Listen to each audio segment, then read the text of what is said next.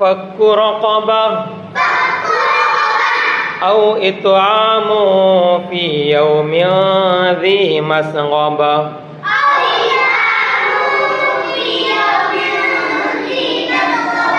فك رقبة أو إطعام في يوم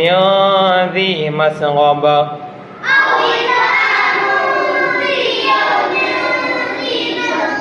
يتيما ذا مقربة أو مسكينا ذا متربة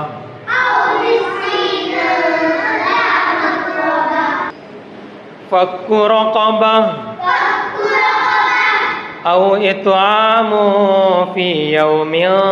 ذي مسغبة